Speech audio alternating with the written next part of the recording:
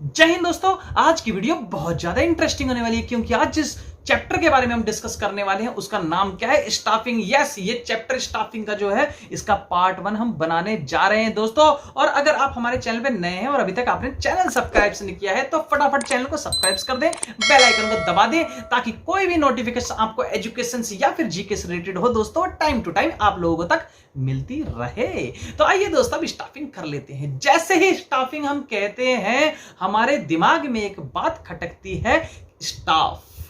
Staff का मतलब क्या होता है आप सबको पता होता है। स्टाफ किसी भी चीज का हो सकता है, चाहे वो पुलिस डिपार्टमेंट का हो, बस डिपार्टमेंट का हो, डीटीसी का हो, स्कूल का हो, चैरिटेबल इंस्टीट्यूशंस का हो, चाहे वो हॉस्पिटल का क्यों ना हो। स्टाफ वर्ड आते ही हमारे दिमाग में आता है कि हमारे पास काम करने वाले वो सहयोगी जिसकी वजह से हमारा बिजनेस डेवलप कर रहा है और बिजनेस दोस्तों क्या है, रन कर रहा है। यस, चाहे आपके पास में क्या चीज हो, छोटी सी शॉप हो, चाहे आपके पास में बड़ी सी फैक्ट्री हो, चाहे आपके पास में लार्ज फर्म हो, किसी भी कंडीशन के अंदर में दोस्तों आपको एक चीज की जरूरत पड़ती है, दैट इज कॉल्ड स्टाफ। दोस्तों चाहे कितनी भी बड़ी बिल्डिंग क्यों ना हो किसी ऑर्गेनाइजेशंस की, हम इससे पहले जो पढ़ चुके हैं वो क्या पढ़ चुके हैं? यस, प्लानिंग पढ़ चुके हैं और नेक्स्ट सेकंड जो पढ़ चुके हैं वो पढ़ चुके हैं ऑर्गेनाइजेशन।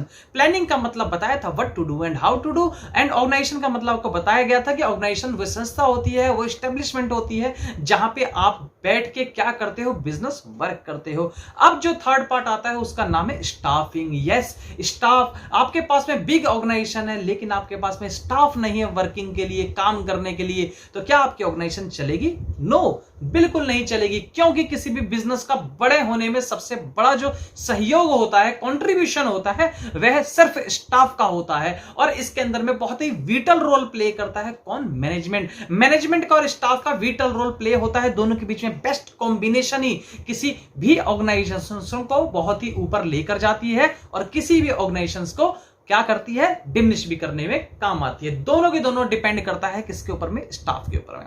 स्टाफ का selection is the most important. पहली बात स्टाफ समझिए, स्टाफ वो लेना जिसको आपको क्या सिलेक्ट करके क्या कर रहे हो, आप वर्किंग पे लगा रहे हो। सही पर्सन को करेक्ट पोजीशन में रखना ही स्टाफिंग है। ध्यान दीजिए आप स्क्रीन के ऊपर में अगर आपको दिखाई दे रहा है, ये मिस्टर राम है, ये ए है और ये आपके पास में बी है। दो पर्सन है और दोनों पर्सन को अलग अलग आप जॉब प्रोफाइल दे रहे हो। एक को आपने मैनेजर बना दिया है और एक को आपने सुपरवाइजर बना दिया है या फिर वर्कर बना दिया है। XYZ में कुछ भी मान सकता हूं।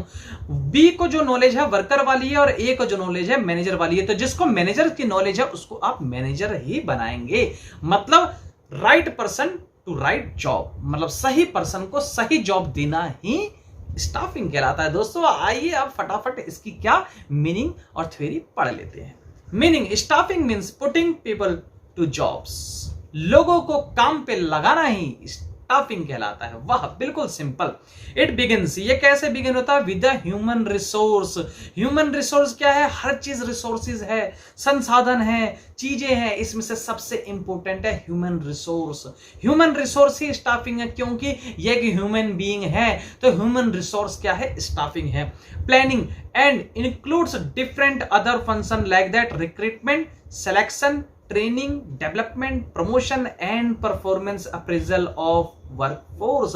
आप इस तरीके से इसके अंदर में काम करेंगे। मतलब स्टाफिंग के फंक्शन है, सबसे पहले आप पर्सन को रिक्रूट करेंगे, मतलब भर्ती करेंगे, काम पे लगाएंगे। मतलब पहले आपने रिक्रूट किया, लोगों को बुलाया, रिक्रूटमेंट कहलाता है। कई सारे लोगों को आपने इकट्ठा बुला लिया, मानिए 100 पर्सन को बुला लिया, ये क्या हो गया? रिक्रूटमेंट हो गया। इसमें से आप किसी एक को, दो को, तीन को, चार को, पांच को, जितने की जरूरत आपको है उसको आप क्या करोगे? सिलेक्ट करोगे, दैट इज कॉल्ड सिलेक्शन। और उसको दोस्तों क्या करोगे? ट्रेनिंग पे लगाओगे, काम सिखाओगे कि आप पहले जो काम करते थे उससे हमारा काम जो है अलग है, या हमारी कंपनी का प्रोटोकॉल अलग है, मशीन के ऑपरेट करने के फंक्शंस अलग अलग है, उसको आप क्या दोगे? यस, ट्रेनिंग दोगे। डिफरेंट ऑर्गेनाइजेशंस हैव डिफरेंट क्या? Trainings. Different organisations have different trainings. हर अलग ऑर्गेनाइजेशंस की अपनी अपनी डिफरेंट ट्रेनिंग्स होती है और उसे बाद में डेवलपमेंट करोगे, उसे डेवलप करोगे, ग्रूम करोगे और प्रमोशन दोगे।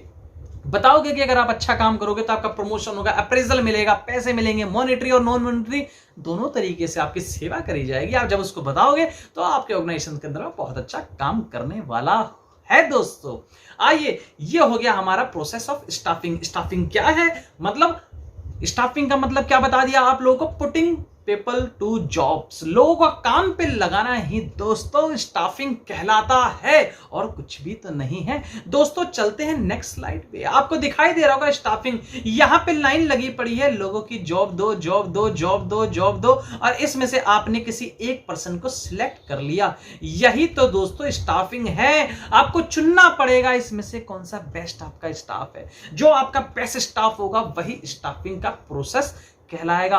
दोस्तों मैं बहुत जल्दी आप लोगों से स्टाफिंग का प्रोसेस पार्ट नंबर 2 में डिटेल में डिस्कस करने वाला हूं। अभी तो सिर्फ हम ब्रीफली समझने वाले हैं कि स्टाफिंग क्या है और कैसे काम करती है, क्या इंपॉर्टेंस है और क्या चीजें इसके अंदर में होती है।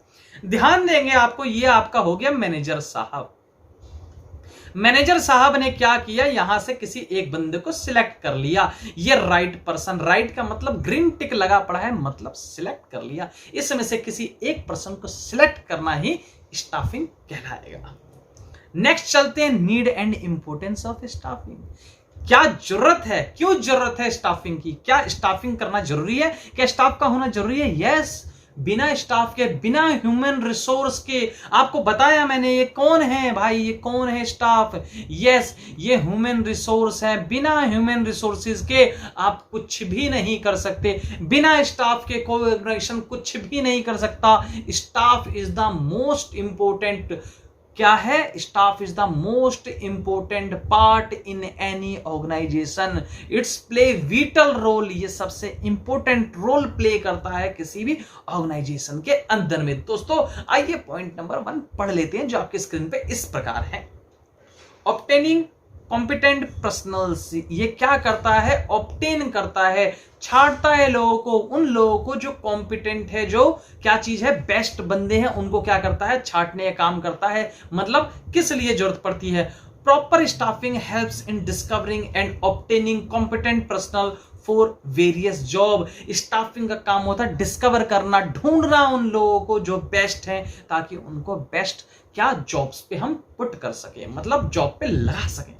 पहला पॉइंट है most important. Then second, high performance. अगर आप चाहते हो आपकी परफॉर्मेंस बेटर हो, हाई हो, तो आपको स्टाफ भी क्या रखना पड़ेगा, अच्छा रखना पड़ेगा। अगर आपने स्टाफिंग में गड़बड़ी कर दी तो आपकी ऑर्गेनाइजेशन दोस्तों वैनिश होने से कोई नहीं बचा सकता।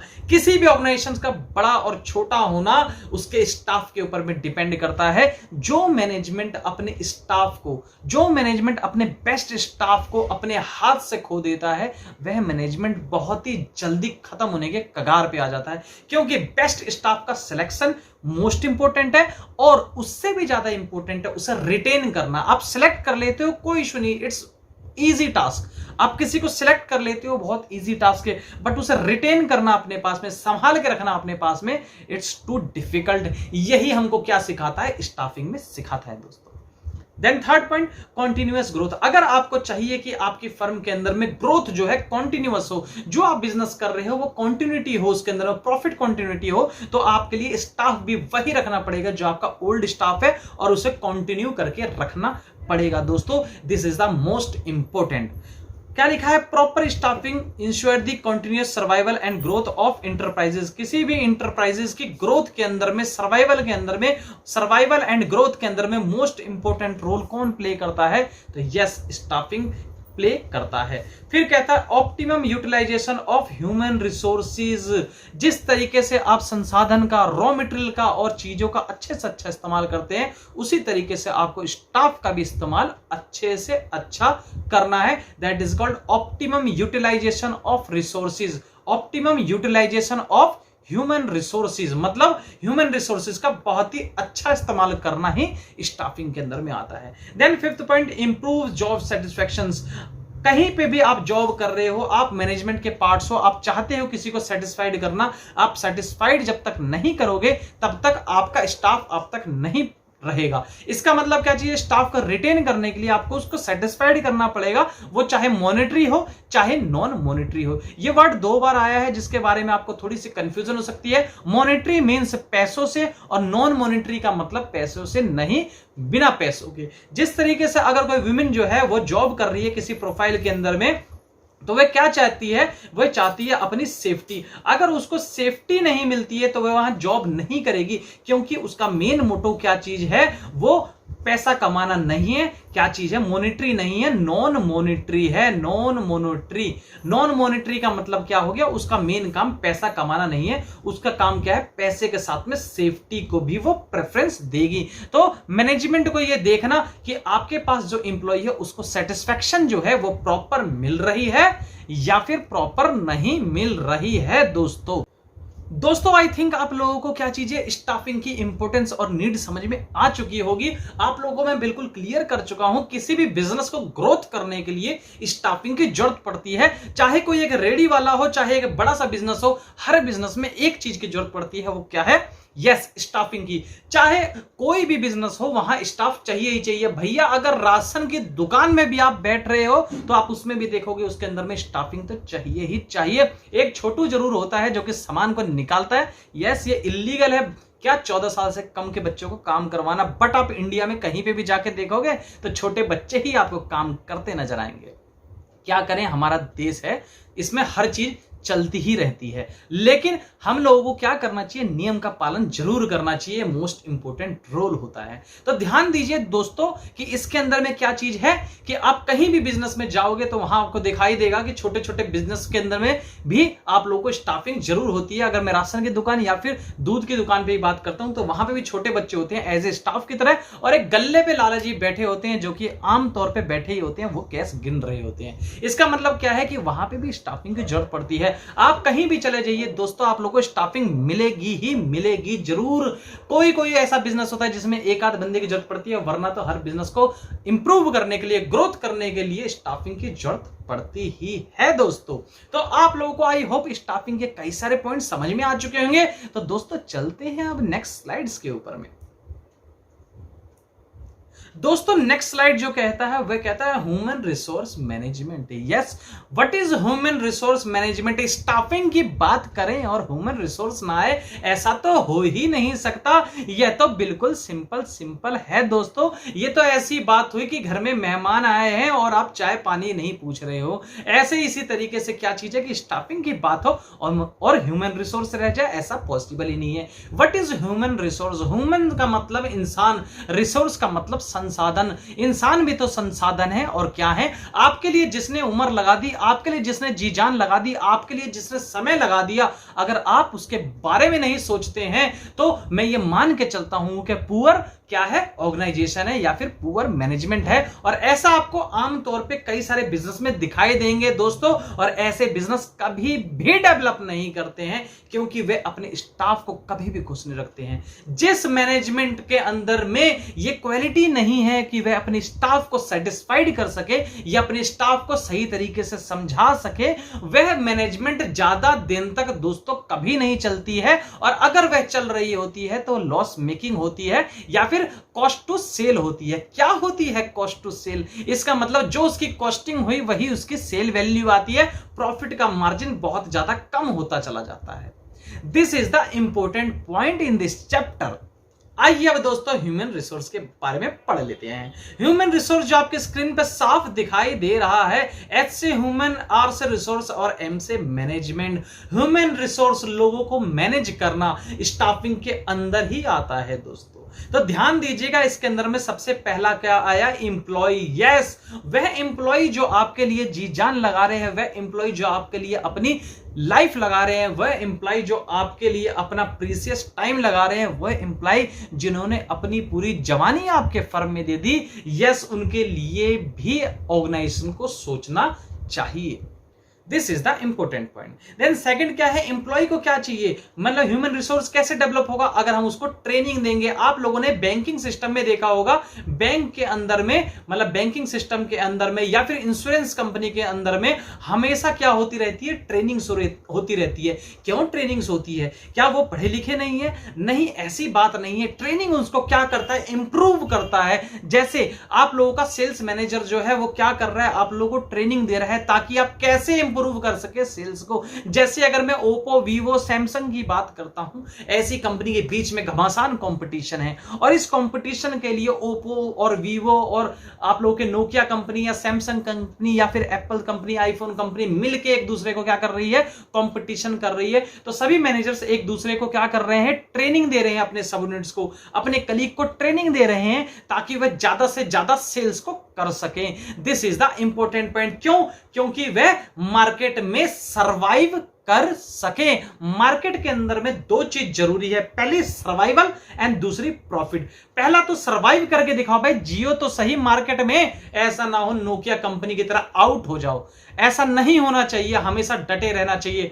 किसी ने नहीं सोचा था 10-15 साल पहले कि कोई छोटी सी कंपनी वीवो और एमआई और ओप्पो नाम की आएगी और दुनिया में छा जाएगी। मीटिंग हुई थी इनों की और इसके अंदर में डिस्कस किया गया कि चांद से किसी ने देखा और पूछा, भाई तुझे धरती पर क्या दिखाई देता है? तो उसने बोला ओप्पो और वीवो का बोर्ड। ये बहुत ही ज्यादा हास्य वाली बात थी, हंसने वाली बात थी और सोचने वाली भी बात है।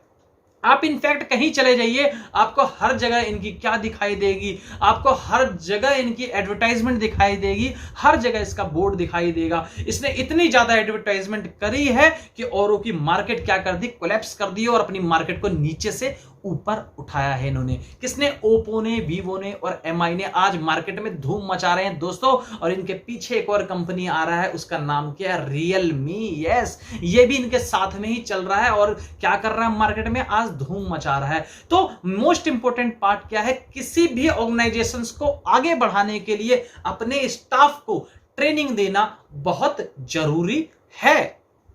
देन नेक्स्ट है एम्प्लॉय रिक्रूटमेंट। आप रिक्रूटमेंट कर रहे हो, भर्ती कर रहे हो, ऐसे एम्प्लॉय को भर्ती करना जो लाइफ टाइम के लिए आपके ऑर्गेनाइजेशंस में काम कर सके, आपके ऑर्गेनाइजेशन को अपना ऑर्गेनाइजेशन समझे और तो और ऑर्गेनाइजेशन को भी एम्प्लॉय को अपना समझना चाहिए। ये दोनों का क्या है, कोऑर्डिनेशन है, जो एक साथ काम करेगा तब भी जाके बिजनेस ग्रोथ करेगा दोस्तों। तो स्टाफिंग के अंदर वो मोस्ट इंपोर्टेंट क्या है, एम्प्लॉय रिक्रूटमेंट। और दोस्तों बिना रिवॉर्ड के तो कोई बात हो ही नहीं सकती। काम करें और पैसा ना मिले, ये कंसिडरेशन है। जो आप काम कर रहे हो उसके बदले में मिलने वाला consideration, that is called reward. पैसा चाहे ये मॉनेटरी हो सकती है या फिर नॉन मॉनेटरी हो सकती है, जो आप लोगों को मैं पहले समझा चुका हूं। दोस्तों रिवॉर्ड होना जरूरी है, विदाउट रिवॉर्ड कोई काम नहीं करता। अगर आप पढ़ाई भी करते हो तो इसके पीछे में आपका एक क्या है, मेंटली आप क्या सोच के बैठे हो प्रिपेयर करके, yes I want marksheet, I want marks, I want merit. मैं क्या चाहता हूं, मेरिट चाहता हूं, नंबर चाहता हूं, मार्कशीट चाहता हूं, इसीलिए तो आप काम कर रहे हैं। और तो और मोस्ट इंपोर्टेंट पार्ट नॉलेज के लिए। दोस्तों ये रिवॉर्ड्स नहीं तो और क्या है, बिजनेस वैल्यू। अगर ह्यूमन रिसोर्स डेवलप होगा, अगर आपका ह्यूमन रिसोर्स डेवलप होगा, नई चीजें सीखेगा, अपने आप को इंप्रूव करेगा और मार्केट के अंदर में डटा रहेगा, तो जाके आपके बिजनेस की वैल्यू बढ़ेगी। ह्यूमन रिसोर्स का बढ़ना ही वैल्यू का, वेल्थ का इंक्रीज होना है और कुछ नहीं है। अगर ह्यूमन रिसोर्स अच्छा है, ह्यूमन रिसोर्स के ऊपर में आप काम कर रहे हो, अगर आप प्रॉफिट कमाते हो बिजनेस में 1 लाख रुपए, कोई इश्यू नहीं, कमा लो भाई 1 लाख रुपए पर मंथ। अगर आपके बिजनेस में 1 लाख रुपए इनकम होती है, नेट प्रॉफिट की मैं बात करता हूं, अगर दोस्तों आप इसमें से 20,000 रुपए मतलब 20% पैसा अगर आप अपने इंप्लॉय के ट्रेनिंग्स एंड डेवलपमेंट पे खर्च करते हो, अगर आप अपने इंप्लॉय के ट्रेनिंग्स एंड डेवलपमेंट पे खर्च करते हो, तो मैं बिल्कुल आप लोगों को समझा दे रहा हूं कि ऑर्गेनाइजेशंस ग्रोथ होगी। कोई इस धरती पे नहीं जो उसको रोक ले। क्यों? क्योंकि आप क्या कर रहे हो, इंप्लॉय को डेवलप कर रहे हो। इंप्लॉयज को डेवलप करने पे क्या होगी, बिजनेस की वैल्यू बढ़ेगी। दोस्तों अगर आप जॉब करते हो, समझिए बात को बिल्कुल सटीक सी है कि बिजनेस वैल्यू कैसे इंक्रीज होगी। अगर दोस्तों आप जॉब करते हो, अगर आप जॉब करते हो 4 घंटे, 6 घंटे, 10 घंटे, दोस्तों जितने दिन आप जॉब करोगे उतनी ही आपको सैलरी मिलेगी, और जितने दिन आप छुट्टी मार लोगे उतनी आपकी क्या होगी, पैसे कट जाएंगे। दोस्तों बिल्कुल समझिए, आप जितने दिन काम कर रहे हैं, चाहे आप डॉक्टर हो, चाहे आप इंजीनियर हो, चाहे आप टीचर हो, चाहे आप कुछ भी हो, आप जो जॉब कर रहे हो उसके बदले आपको कंसिडरेशन में पैसा मिल रहा है। आप जैसे जितने दिन छुट्टी करोगे आपके उतने पैसे कट जाएंगे। मतलब क्या चीज है कि आप इससे ज्यादा कितना कमा लोगे उतना ही कमा पाओगे जितना आपके पास में टाइम लिमिट है, लेकिन आप ज्यादा तभी कमा सकते हो जब आप अपनी वैल्यू इंक्रीज करोगे। दोस्तों 8 घंटे की जॉब एक चपरासी भी करता है और 8 घंटे की जॉब किसी कंपनी का CEO भी करता है, लेकिन दोनों के अंदर में गैप है। एक कंपनी का CEO भी 8 घंटे काम करता है, 8 आवर्स काम करता है, और एक कंपनी का PN भी मतलब कितने घंटे काम करता है, 8 आवर्स काम करता है। मैं माफी चाहूंगा, किसी के लिए मैंने ये बात नहीं कह रहा हूं कि किसी को ये लगे कि आप ये समझे कि ये छोटी पोस्ट नहीं, हर पोस्ट अपने आप में बहुत इंपॉर्टेंट है। बट मेरा क्या मानना है, सिर्फ आप लोगों को समझाने का है। आप कभी भी इस तरीके से किसी PN को हीन दृष्टि से नहीं देखेंगे, मेरा ये बिल्कुल मानना नहीं है कि अगर आप ये सोचते हैं। इसका सिर्फ और सिर्फ काम क्या है, एजुकेशन पर्पस के लिए है। तो आप समझिए, किसी ऑर्गेनाइजेशन में एक चाहे PN क्यों ना हो और किसी ऑर्गेनाइजेशन में एक CEO क्यों ना हो, ये दोनों की अगर मैं बात करता हूं, किसी कंपनी का CEO और किसी कंपनी का PN, ये दोनों ही 8 घंटे काम करते हैं, लेकिन एक को तनख्वाह 10,000 रुपए महीना मिलता है और एक को तनख्वाह 1 लाख रुपए महीना मिलता है। दोस्तों दोनों के अंदर में क्या डिफरेंस है? यस, दोनों के अंदर में एक चीज की डिफरेंस है, वैल्यू। CEO को जो है वो नॉलेज CEO की है और PN को नॉलेज PN की है। मतलब उसने अपनी वैल्यू इंक्रीज करी, और वैल्यू कैसे इंक्रीज होगी? या सिर्फ और सिर्फ 3 चीज से, एजुकेशन, ट्रेनिंग एंड डेवलपमेंट। ये 3 चीजें आप एडॉप्ट करोगे तभी आपकी वैल्यू इंक्रीज होगी। तो आप समझिए कि एक कंपनी के CEO की अगर वैल्यू इंक्रीज हो सकती है, अगर हम अपने एम्प्लॉय के ऊपर में ध्यान देंगे, एम्प्लॉय के डेवलपमेंट पे, एम्प्लॉय की ट्रेनिंग्स पे ध्यान देंगे, तो क्या हमारी ऑर्गेनाइजेशन इंक्रीज नहीं होगी? बिल्कुल डेफिनेट इंक्रीज होगी। This is the important point. Yes, I hope आप लोगों को चीजें समझ में आ रही होगी और इंटरेस्ट भी आ रहा होगा। ऐसे ही पढ़ाई में इंटरेस्ट आना चाहिए। आगे चलते हैं, next point, success. Human resource में अगर सक्सेस ना हो तो क्या हो?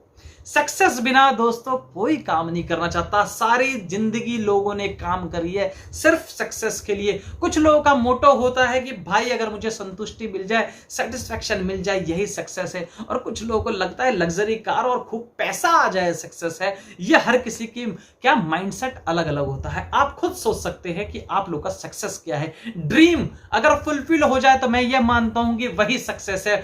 मनी जो है वो सक्सेस में नहीं आ सकती है। तो क्या चीज है, ऑर्गेनाइजेशंस का ड्रीम क्या होता है? To achieve his goal, to achieve their goals. अगर अपने गोल्स को अचीव करते हैं वही ऑर्गेनाइजेशन सक्सेसफुल हो सकती है। और वह तभी पॉसिबल है जब आपके आप लोगों के एम्प्लॉय ट्रेंड है एंड डेवलप्ड है।